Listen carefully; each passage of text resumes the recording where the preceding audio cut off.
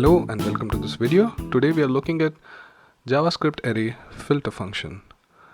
So what filter does is it takes your original array and returns a new array based on your filter criteria. So it's very easy to understand. It's very widely used in our day-to-day application if you want to get a particular type of value from your array and use it for a particular process.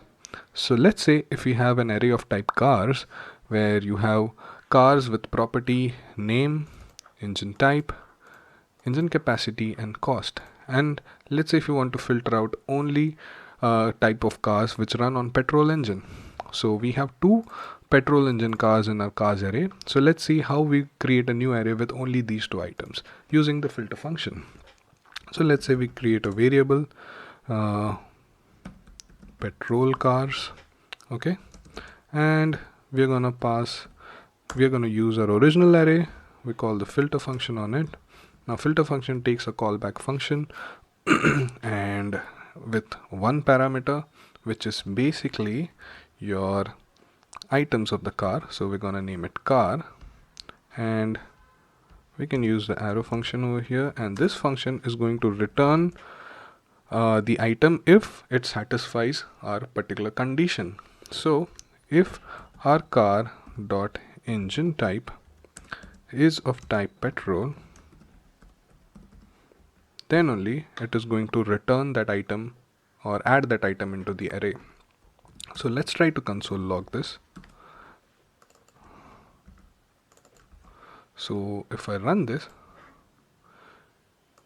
you'll see in the output I get an array with two items, both cars have petrol engines in them.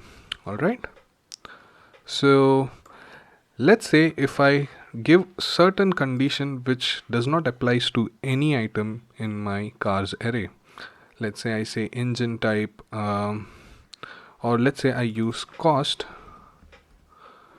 as 2000. Now there are no cars in our cars array with cost 2000. So this should not return anything. So let's try out what happens. So if I run this, you'll see this operation returns an empty array. So basically what's happening here, or what I'm trying to show, is filter is not going to throw an error if it does not satisfy a condition, or rather if none of the items of the original array satisfy any particular condition. It is just going to return an empty array. So your operation will not break, which is really helpful when you try to use filter function in your applications where you don't have control on what kind of items are going to come in your array. So that's about it about filter function. I hope this was informative. If you have any questions, please leave it down in the comment section. Thank you for watching. See you guys in the next one. Bye bye.